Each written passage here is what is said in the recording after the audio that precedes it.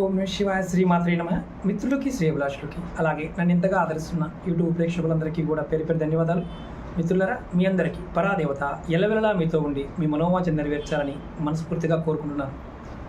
చాలామంది మిత్రులు, గురువుగారు, మా ఇంట్లో ఎప్పుడు ఏదో ఒక అనారోగ్య సమస్య వస్తూనే ఉంటుందండి, మా ఇంట్లో ఎవరో ఒకరికి జ్వరం రెగ్యులర్గా వస్తుందండి, వస్తుంది తగ్గుతుందండి, చాలా ఇబ్బంది పడుతున్నాం గురువుగారు, ఏదైనా మార్గం చెప్పండి అని చాలామంది అడగడం జరిగింది. రేపు పౌర్ణమి, ఇది ప్రతి పౌర్ణమి కూడా చేయవచ్చు. ఒక తేలికైన అత్యంత అద్భుతమైన ఉపాయం తెలియజేస్తాను ఈ వీడియోలో. అలాగే మీకు ఈ వీడియో నచ్చినట్లయితే లైక్ చేయండి, ఛానల్ని కొత్తగా చూసే మిత్రులు సబ్స్క్రైబ్ చేసుకోండి, పక్కనే ఉన్న గంట సింబల్ని యాక్టివేట్ చేసుకొని 10 మంది మిత్రులకి షేర్ చేయండి. ఇది చాలా అద్భుతంగా పనిచేస్తుంది, చాలా తేలికే. మీకు రేపు పౌర్ణమి, ఈ పౌర్ణమి సమయంలో మీరు ఏం చేస్తారంటే, లేదా పౌర్ణమికి వీలు కాకపోతే మీకు సోమవారం నాడైనా పర్వాలేదు, పౌర్ణమి నాడైనా సోమవారం నాడైనా చేయవచ్చు. మీరు ఏం చేస్తారంటే, మీకు పాలు తీసుకోండి.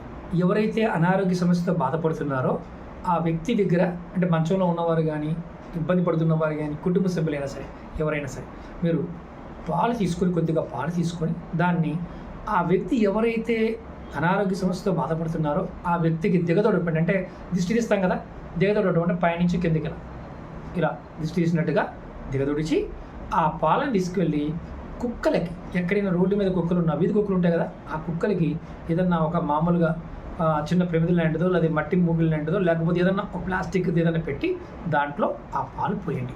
పాలు పోసి కుక్కల దగ్గర పెట్టేయండి. ఇది మీరు పౌర్ణమి రోజు చేస్తే చాలా విశేషంగా ఫలితం ఇస్తుంది.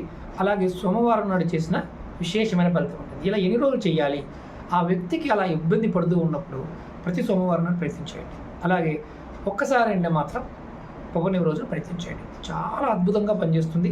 ఇది మీకు కొంతవరకు, అంటే ఏదైతే ఇలాంటి దీర్ఘమైన అనారోగ్య సమస్యలు అనేవి, అంటే చంద్రదోషం వల్ల, శని దోషం వల్ల, అంటే కాలంలో ఉన్న కొన్ని శక్తుల వల్ల వస్తుంది, అది కూడా తగ్గిపోతుంది. అలాగే ఎంతకి మీకంటే ఇంకొకటి ఏంటంటే, ఇప్పుడు ఎంత చేసినప్పటికీ కూడా, అంటే మనం ఎన్ని పూజలు చేసినా, ఎన్ని నోములు వేసినా, ఎన్ని తాయితులు కట్టుకున్నా, ఎన్ని యంత్రాలు పెట్టుకున్నా, లేదంటే ఎంత డాక్టర్ దగ్గరికి వెళ్తే ఏమీ లేదు అని అంటూ ఉన్నా సరే మీరు ఇది చేయొచ్చు. అలాగే రెండోది ఏంటంటే, ఇది దీంతో పాటు మీరు శుక్రవారం నాడు, ప్రతి శుక్రవారం నాడు కూడా చేయవచ్చు. పంచదార తీసుకోండి, ఎంత కొద్దిగా పంచదార తీసుకోండి. అలా పంచదారను కూడా చేత్తో పట్టుకుని దిగదొడపండి. ఇలా దిగదొడపండి. విడిచిన తర్వాత దీన్ని తీసుకువెళ్ళి మీ దగ్గర ఎక్కడైనా కాలువ కానీ, నీళ్లు పారే నీళ్లు, అంటే చెరువులో వేయకూడదు, కాలువ కానీ, నది కానీ, అలాగే అలుగు ఉంటుంది కదా, చెరువు అలుగులు కానీ, మురుక్కాల్లో మాత్రం వేయకూడదు. అలాంటి ప్రదేశంలో కూడా మీరు దీన్ని పంచదారని పడేయచ్చు.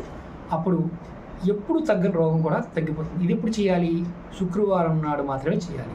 ఇలా చేస్తే దీర్ఘానారోగ్య సమస్యలు కూడా తగ్గుతాయి. అంటే ఇక తగ్గదు అన్న రోగం కూడా తగ్గుముఖం పడుతుంది.